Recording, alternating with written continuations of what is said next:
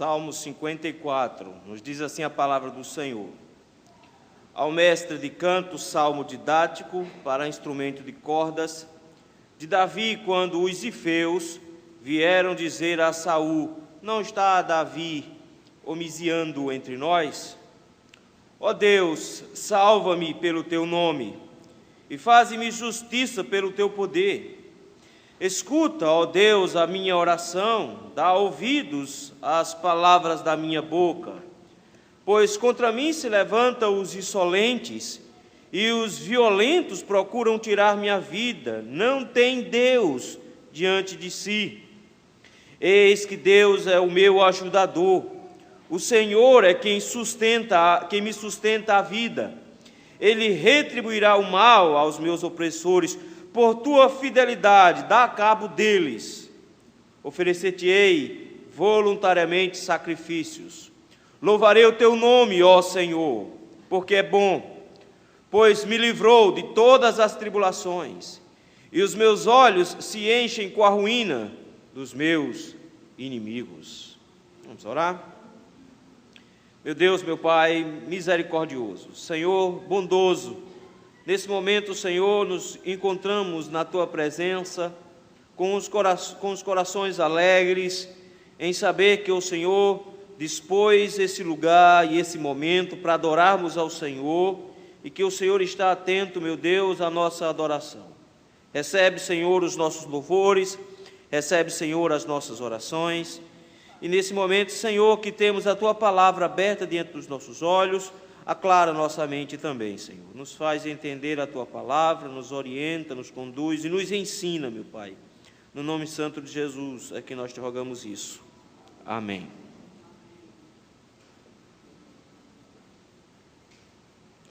Na metade do primeiro século antes de Cristo, o Caio Júlio César tinha acumulado muito poder no Império Romano.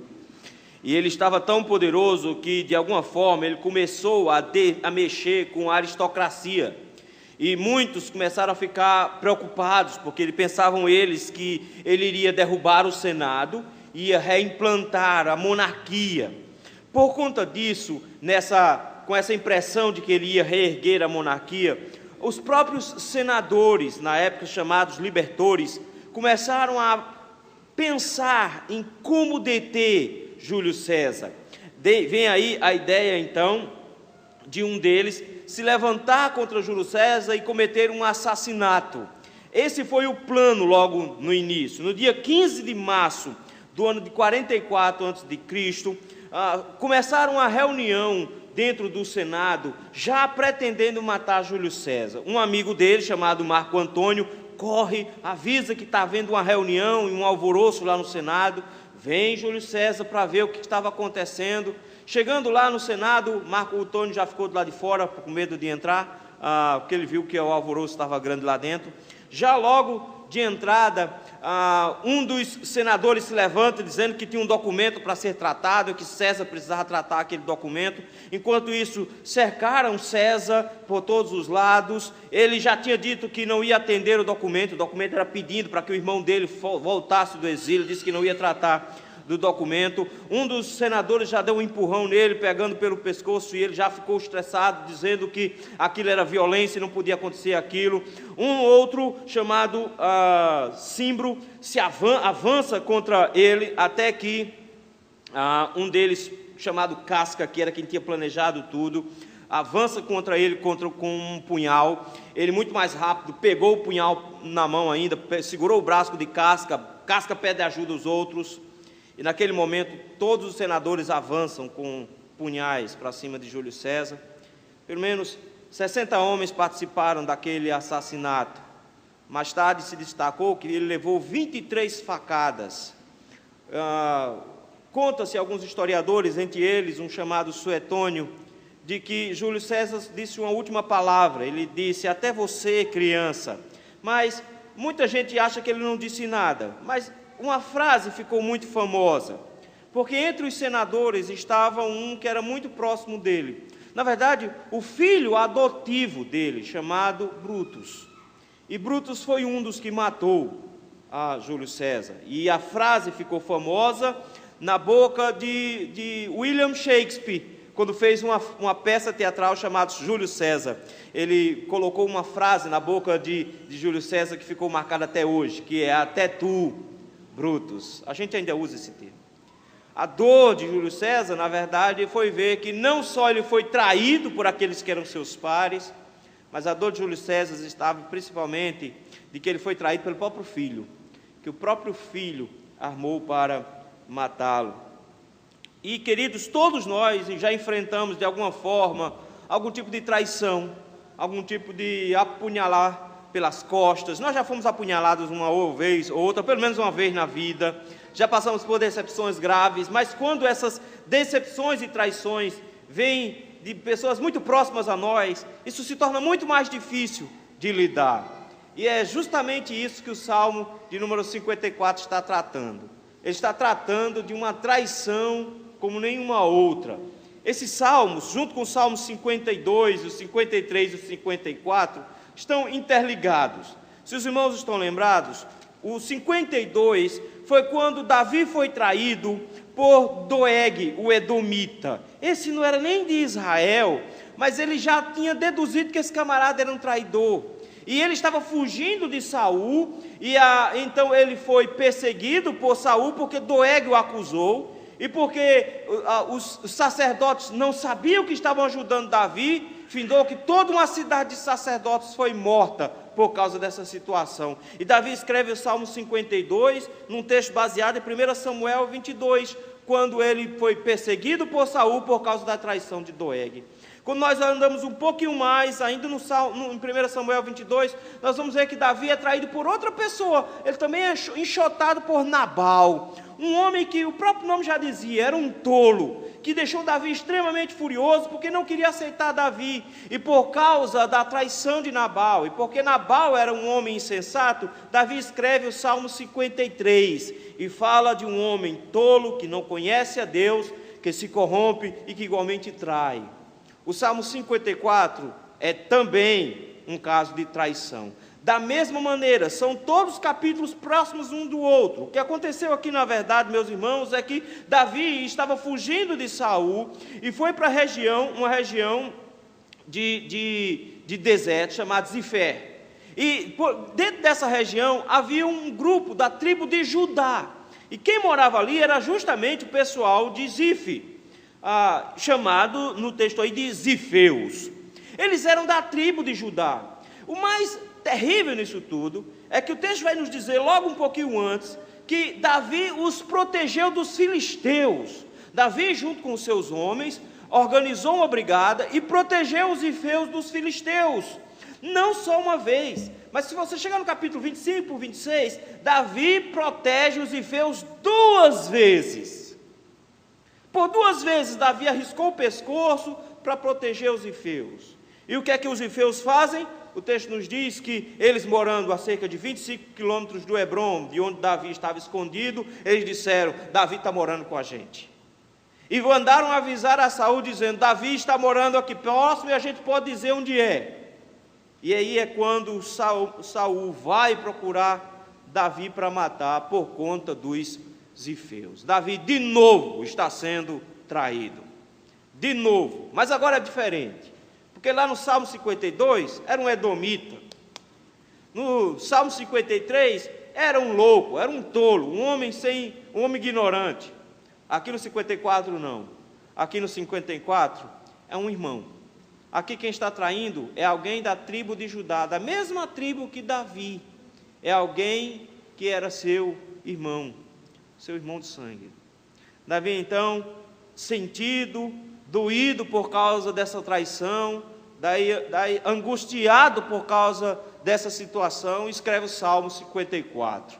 E em meio à sua experiência de buscar socorro em Deus, em meio a uma traição, ele nos mostra justamente que caminho percorrermos quando passarmos por situação parecida. Daí mesmo eu gostaria de chamar os irmãos para ver sobre isso aqui no texto, sobre buscando o socorro do Senhor em meio à dor de uma traição. O Salmo pelo menos nos dá 3 passos em buscar esse socorro. Em primeiro lugar é entendendo que a oração é o único caminho que nós podemos percorrer, versículos de 1 a 3. Note, meus irmãos, que em meio às dores pelas quais ele está passando, em meio ao sofrimento, quando o texto nos diz que ele foi traído, Davi já começa logo de cara no versículo 1 dizendo: ó Deus, salva-me pelo teu nome. É impressionante, meus irmãos, porque Davi é o rei de Israel por direito, mas ele nunca tentou matar Saul, pelo contrário, ele já mostrou que pelo menos por 2 ocasiões teve situação favorável a ele para matar Saul, mas não tentou matar Saul. Mas Saul está o tempo todo tentando matá-lo. E Davi sabe que o que está em jogo aqui não é simplesmente a vida pessoal dele, não é só a sua vida. O que está em jogo é muito mais. É por isso que a primeira coisa que Davi faz aqui é orar. E em sua oração ele clama ao Senhor e usa pelo menos 3 nomes de Deus só nesses primeiros versículos. Ele usa o nome de Deus Elohim, ele usa o nome de Deus Yahvé, ele usa o nome de Deus Adonai. Ele usa os 3 nomes de Deus e o tempo todo, pelo menos 6 vezes, ele faz referência a Deus, para dizer: o único que pode me socorrer é o Senhor. Por isso que ele já começa dizendo: ó Deus, salva-me. Ó Deus, salva-me. O princípio aqui por trás, que o que está em jogo não é só a vida de Davi, o que está em jogo aqui é toda a dinastia davídica, o que está em jogo aqui é o futuro rei de Israel, e o que está em jogo aqui é 2 Samuel capítulo 7, é a vinda do Messias, que deveria vir por meio de Davi. Davi chega agora e diz: Senhor, me socorra, me salve, versículo 1, mas eu quero que você note que ele diz assim: me salve, salve-me pelo teu nome.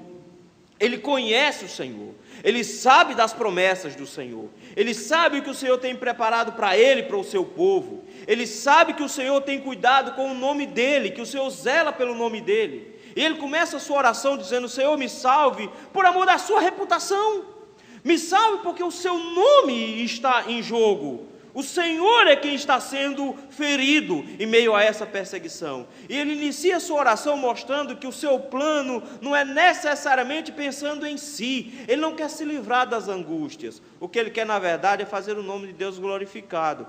É por isso que ele diz que: Senhor, faze-me justiça.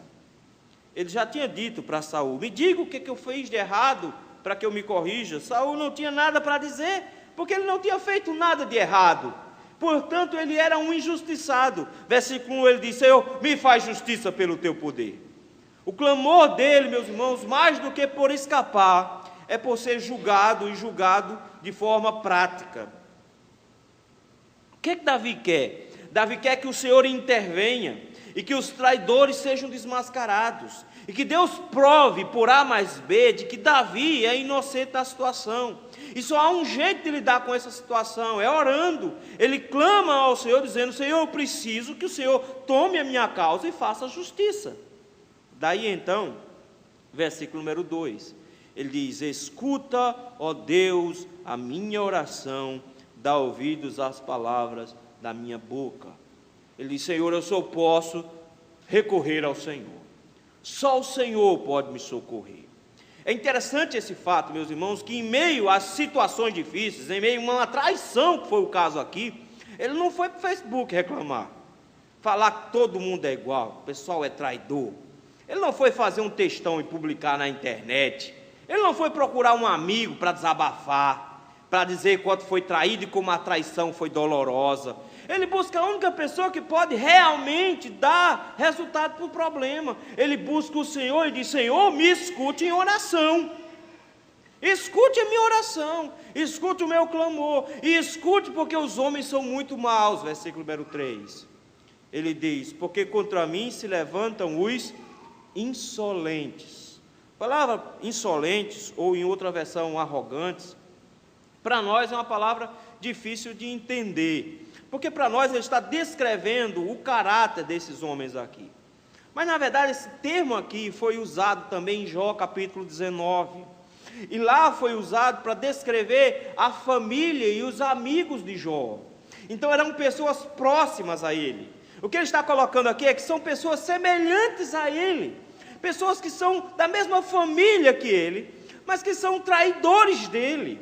Ele está dizendo, esses homens, Senhor, eles traem o próprio sangue. Essas pessoas viram as costas para pessoas que são próximas deles. E por conta disso, eles se levantam contra as pessoas que os amparam, porque esse é a grande dor de Davi. Ele arriscou a vida para proteger os ifeus, agora eles o traem. Ele era irmão dos ifeus, agora eles o traem. Ele diz, esses homens são maus. O que leva esses homens a serem maus? Ou como diz o versículo, a serem violentos a ponto de querer tirar a vida de Davi? A resposta dele é, eles não têm Deus diante de si. Davi identifica qual é o problema deles. Não é porque eles são da tribo de Judá. Davi diz, eles não têm Deus diante de si. E homens que não têm Deus diante de si não podem jamais ser confiáveis, porque eles não têm freios, eles não têm motivos pelos quais cumprir a sua palavra, eles não temem a Deus. E porque eles não temem a Deus, porque eles não levam Deus em consideração, porque eles vivem as suas vidas como se fosse ateus, Davi diz, eles se tornam então violentos e traidores, eles pensam unicamente em si. Por isso mesmo Davi diz, não tem como encará-los, não tem como enfrentá-los. Notem, Davi coloca nos seguintes termos, eles são primeiramente inimigos de Deus, e depois meus inimigos. Eles são inimigos do Senhor.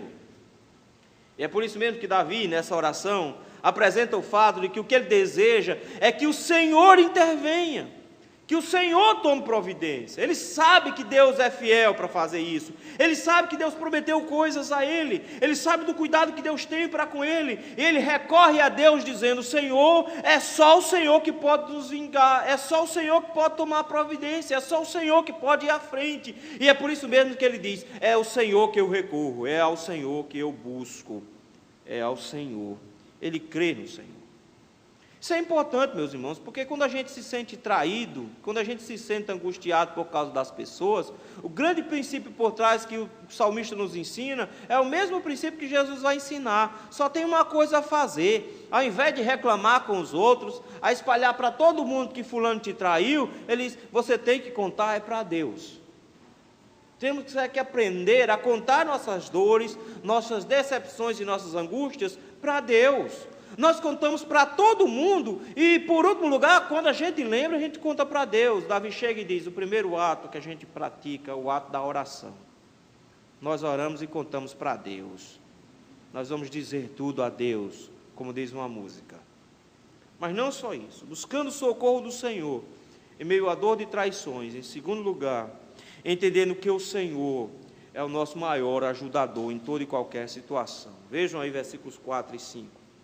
Aqui está o cerne de todo o salmo. Ele começa o versículo 4 dizendo, eis que Deus é o meu ajudador. Deus é quem me ajuda. Esse termo aqui acompanha Davi o tempo inteiro. A ideia do Senhor como o seu ajudante, aquele que o ajuda.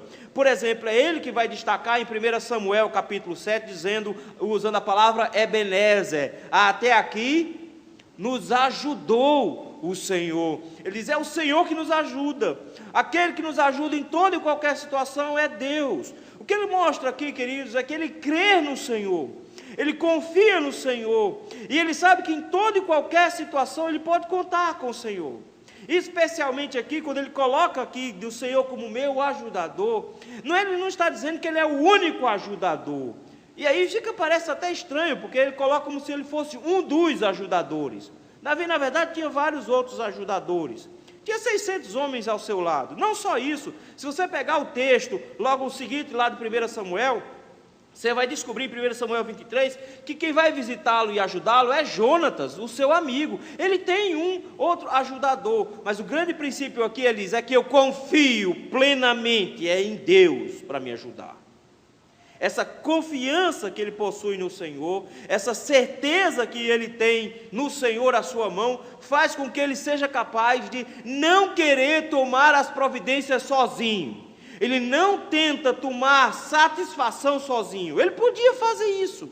Ele teve chance. Porque de repente Samuel resolve lá no livro contar de uma dor de barriga que Saul teve. Que ponto uma dor de barriga é importante? Afinal de contas, quem nunca teve? E eu vou te dar logo uma notícia, não foi a última. você vai ter alguma ainda outra, não é? Olha qual, ele conta de jeitinho, e Saul teve uma dor de barriga. Qual é o problema nisso? E Saul não entrou dentro de uma caverna. Claro, o que é que ele ia fazer lá?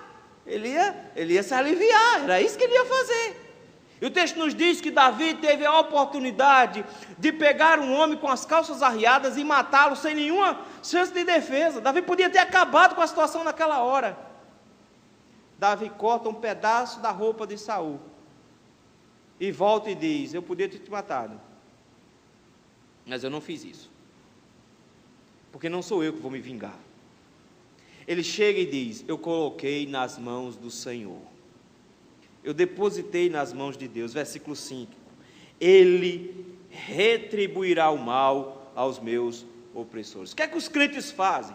Os crentes creem em Deus, os crentes confiam no Senhor, e porque os crentes confiam no Senhor, os crentes perdoam, entregam na mão de Deus e deixam para lá. Eles não tomam providências, eles não correm atrás, eles não vão tentar se vingar, eles não vão buscar para si a reparação, eles entregam na mão de Deus. E o simples princípio é que o Deus que recebe nas suas mãos a causa dos justos vai dar a retribuição, porque o próprio Deus disse: eu sou a vingança, minha é a vingança, disse o Senhor.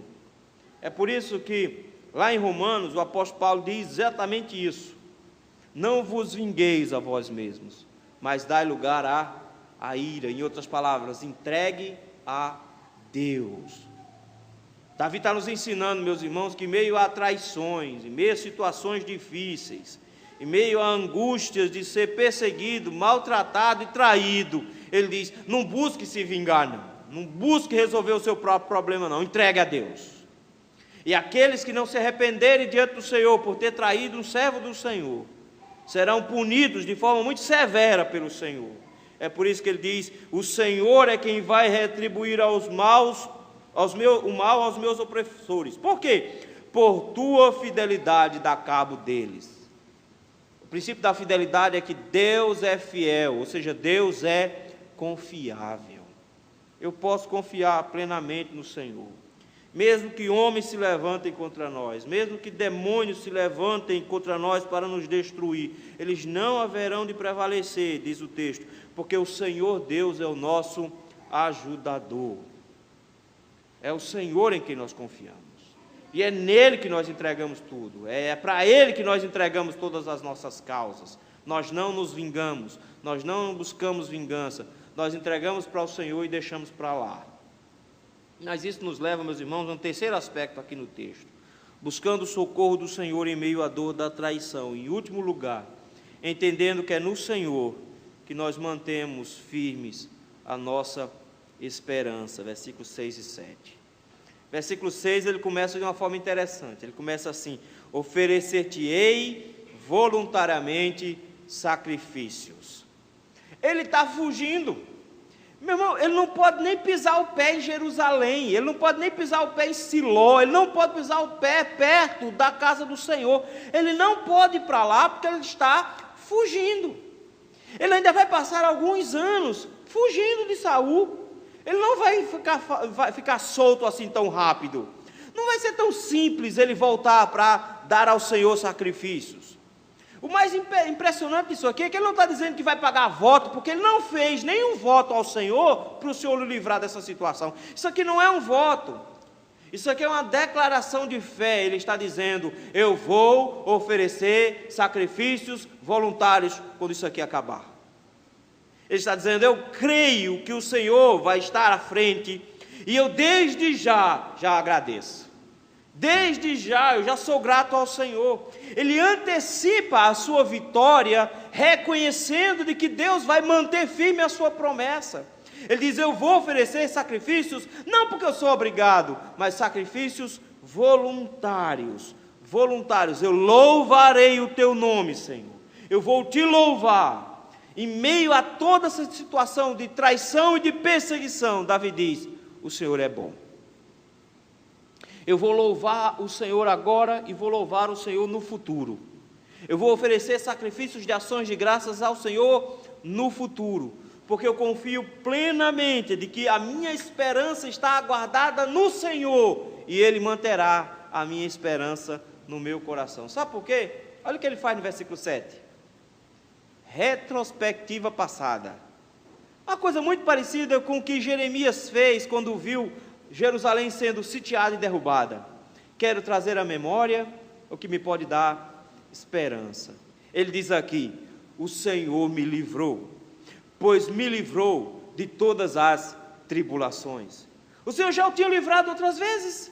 O Senhor já tinha feito escapar outras vezes. Ele já tinha escapado da mão de Saul outras vezes. Ele escapou de fazer uma grande bobagem com Nabal por causa da sua esposa, da esposa de Nabal, que interferiu. O Senhor o livrou. O Senhor já o livrou de várias situações. Ele disse isso quando foi enfrentar Golias. Ele disse: eu já enfrentei leão e o Senhor me livrou. Ele enfrentou Golias e o Senhor o livrou. Ele diz: eu tenho uma expectativa de que eu vou ser livrado novamente, porque o Senhor já fez isso comigo antes. Eu sei quem é o Senhor. Eu confio plenamente no Senhor. Então minha esperança está num Deus que guarda o meu coração.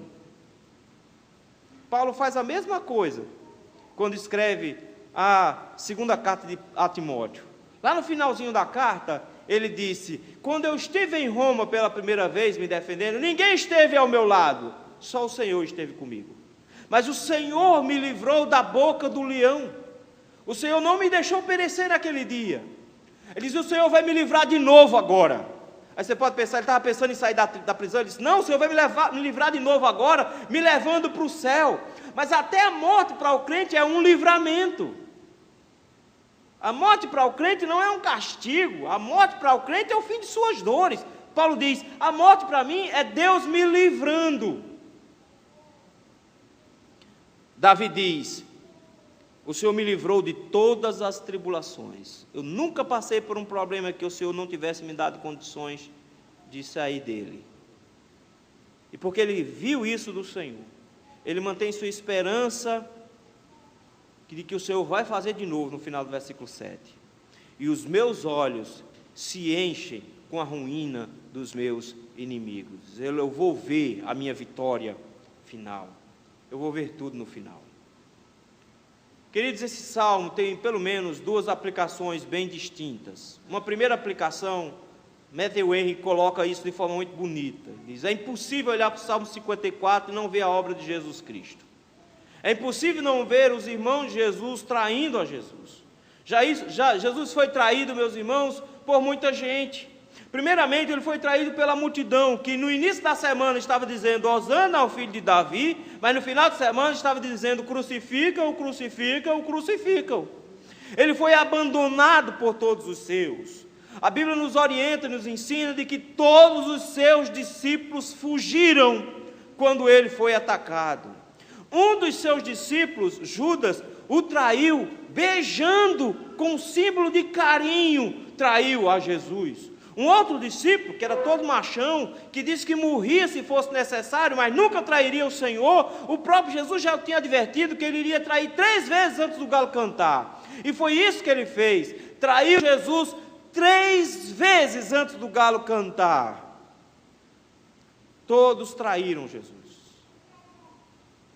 Mas a única coisa que sustentou Jesus o tempo inteiro foi saber que Deus o ajudava. Ele estava o tempo todo em oração ao Senhor. E de que quando ele estava na cruz do Calvário, quando todos o abandonaram, ele ainda sabia de que o Senhor podia estar com ele, o Senhor estaria ao lado dele.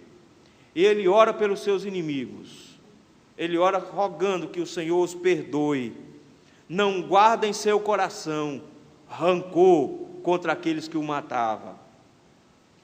Mas ele tinha certeza de que ia acontecer uma coisa muito terrível em Jerusalém. Porque enquanto andava pela via Crucis, disse para as mulheres que estavam chorando do lado: não chorem por mim. Eu sou lenho seco queimando, lenho verde queimando. Choro pelos seus filhos, eles são lenha seca, eles vão morrer. E porque Pilatos traiu a Jesus, lavando as mãos e não o inocentando, foi arrastado pelas mesmas ruas onde Jesus deixou sangue. e amarrado no cavalo, deixou pele espalhada por toda Jerusalém, nos mesmos lugares onde Jesus deixou o sangue escorrendo. Porque morreram todos os jovens daquela geração, porque quando Roma invadiu Jerusalém, matou todo mundo, e foi tanto sangue derramado, que por anos seguidos não se precisou adubar a terra ao redor, tamanha a quantidade de sangue que foi derramado na terra, naquela região. O Senhor foi vingado, porque Cristo simplesmente colocou nas mãos do Pai o seu coração. Mas isso também tem uma lição para a gente, aqui hoje. É de que eu preciso aprender a lidar com as traições. Eu preciso aprender a lidar com as pessoas que levantam contra mim o calcanhar. E a forma correta de lidar, em primeiro lugar, não é ir para o Facebook, para o WhatsApp, escrever um textão e ficar reclamando da vida. Não é procurar todos os irmãos da igreja e compartilhar para orar o irmão que traiu você. E ficar contando fofoca por tudo quanto é canto, reclamando do irmão que traiu você.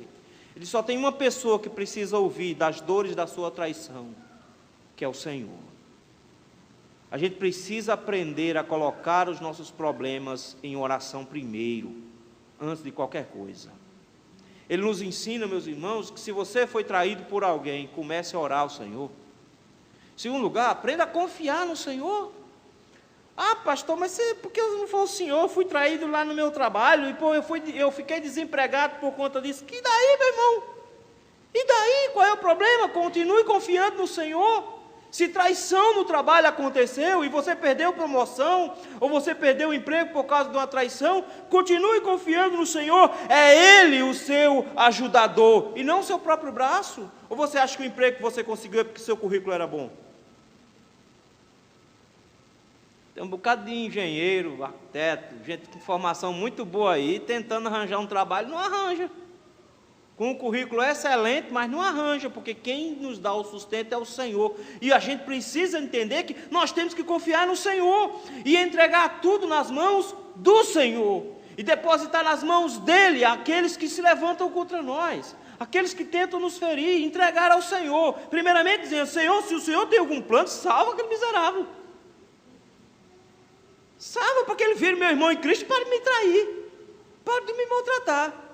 Mas se não for, Senhor, alivia o meu coração, porque eu não posso ficar guardando raiva dessa pessoa, eu não posso guardar rancor no meu coração, não posso guardar mágoa no meu coração.